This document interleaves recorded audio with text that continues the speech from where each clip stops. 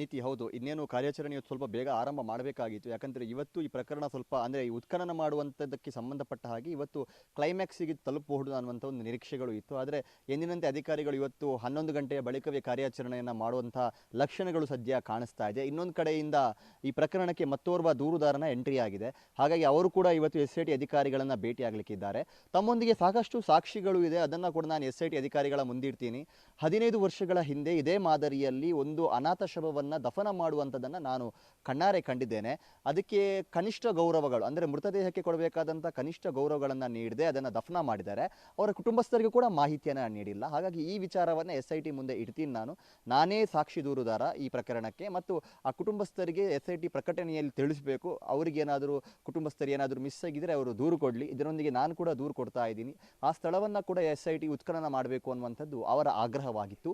ಶನಿವಾರನೇ ಅವರು ಹೋಗಲು ಮೀಟ್ ಮಾಡಿದ್ರು. SIT ಇವತ್ತು ಬೇಡ, ನೀವು ಸೋಮವಾರ ಅಂದರೆ ಇವತ್ತು ಬರೋದಕ್ಕೆ ಹೇಳಿದ್ದಾರೆ. ಹಾಗಾಗಿ ಇನ್ನೇನು ಅವರು ಕೂಡ ಅಲ್ಲಿಗೆ ಹೋಗೋದಕ್ಕೆ ಇದ್ದಾರೆ. ಅವರ ದೂರನ್ನು ಕೂಡ SIT ಮುಂದೆ ಇಡೋದಕ್ಕಿದ್ದಾರೆ. ಆದರೆ SIT ಅದನ್ನು ಗಣನೆಗೆ ತೆಗೆದುಕೊಳ್ಳುತ್ತಾ ಅನ್ನುವಂಥದ್ದು ಒಂದು ಕುತೂಹಲ. ಆದರೆ ಇನ್ನೊಂದು ಕಡೆಯಿಂದ ಅವರು ತೆಗೆದುಕೊಂಡು ಬಂದಿರುವಂಥ ಸಾಕ್ಷಿಗಳು ಕೂಡ ಈಗಿರುವಂಥ ಅನಾಮಿಕ ದೂರುದಾರನ ರೀತಿಯಲ್ಲೇ ಅವರೊಂದು ಸಾಕ್ಷಿಯನ್ನು ಕರೆದುಕೊಂಡು ಬರ್ತಾರೆ ಅನ್ನುವಂಥ ನಿರೀಕ್ಷೆ ಇದೆ. ಸೊ SIT ಈ ವಿಚಾರಕ್ಕೆ ಸಂಬಂಧಪಟ್ಟಾಗೆ ಏನು ನಿರ್ಧಾರ ಮಾಡುತ್ತೆ ಅನ್ನುವಂಥದ್ದು ಮತ್ತು ಅಲ್ಲೇ ಅನಾಮಿಕನನ್ನು ಈ ವಿಚಾರವಾಗಿ ವಿಚಾರಣೆ ಮಾಡುವಂಥ ಸಾಧ್ಯತೆಗಳು ಕೂಡ ಇದೆ. ಯಾಕಂದರೆ 15 ವರ್ಷಗಳ ಹಿಂದಿನ ಪ್ರಕರಣ ಅಂತ ಇದು ಹೇಳಲಾಗ್ತಾ ಇರುವಂಥದ್ದು. ಸೊ ಅದಾದ ಬಳಿಕ SIT ಅಧಿಕಾರಿಗಳು ಆತನನ್ನು ಕರೆದುಕೊಂಡು ಬಂದು ಪ್ರಮುಖವಾಗಿ SP ದಯಾಮ, Puttur AC Stella Varghese ಮತ್ತು ಅನಾಮಿಕ ದೂರುದಾರ ಹಾಗೂ SIT ತಂಡ, ಕಂದಾಯ ಇಲಾಖೆ ಅಧಿಕಾರಿಗಳು, ಅರಣ್ಯ ಇಲಾಖೆ ಅಧಿಕಾರಿಗಳು ಇಲ್ಲಿಗೆ ಬರಲಿಕ್ಕಿದ್ದಾರೆ. ಸೊ ಇವತ್ತಿನ ಉತ್ಖನನ ಕಾರ್ಯ ಕೂಡ ಬಹಳ ನಿರೀಕ್ಷೆಗಳನ್ನು ಹುಟ್ಟುಹಾಕಿದೆ.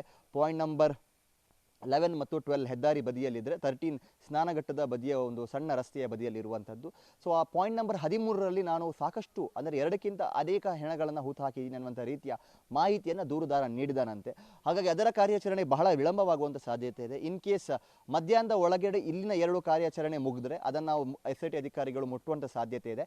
ಇದು ಮಧ್ಯಾಹ್ನವನ್ನು ದಾಟಿದರೆ ಅಂದರೆ ಒಂದು 2-3 ಗಂಟೆ, ಮಧ್ಯಾಹ್ನ 2-3 ಗಂಟೆವರೆಗೂ ಇದೇ ಕಾರ್ಯಾಚರಣೆ ನಡೆದರೆ ಬಹುತೇಕ ಪಾಯಿಂಟ್ ನಂಬರ್ 13 ಮುಟ್ಟುವಂಥದ್ದು ಡೌಟ್ ಇದೆ. ಯಾಕಂದರೆ ಅಲ್ಲಿ ಸಾಕಷ್ಟು ಡೆವಲಪ್ಮೆಂಟ್ ಆಗಿದೆ. ಅಲ್ಲಿನ ರೂಪರೇಷೆಗಳು 10 ವರ್ಷದ ಹಿಂದಿನಿಂದ ಈಗ ಕಂಪೇರ್ ಮಾಡಿದರೆ ಬಹಳ ಬದಲಾಗಿದೆ. ಹಾಗಾಗಿ SIT ಅಧಿಕಾರಿಗಳಿಂದ ಇವತ್ತಿನ ನಿರ್ಧಾರ ಬಹಳ ಪ್ರಮುಖ ಮತ್ತು ಮಹತ್ವ. ಇವತ್ತಿನ ಕಾರ್ಯಾಚರಣೆ 3 ಪಾಯಿಂಟ್ಗಳಲ್ಲಿ ಏನೇ ಸಿಗದೆ ಹೋದರೂ ಕೂಡ ಅಧಿಕಾರಿಗಳು ಮುಂದಕ್ಕೆ ಏನು ಮಾಡ್ತಾರೆ ಅನ್ನುವಂಥ ಕುತೂಹಲ ಇದೆ. ಕಾರ್ಯಾಚರಣೆಯನ್ನು ಅಂತ್ಯ ಮಾಡ್ತಾರಾ ಅಥವಾ ಪಾಯಿಂಟ್ ನಂಬರ್ 6ರಲ್ಲಿ ಸಿಕ್ಕಂಥ ಕಳೆ ಬರಹದ ಮೂಲಕ ಮತ್ತೆ ಕಾರ್ಯಾಚರಣೆ ಮಾರ್ಕಿಂಗ್ ಮೂಲಕ ಮುಂದುವರಿಯುತ್ತಾ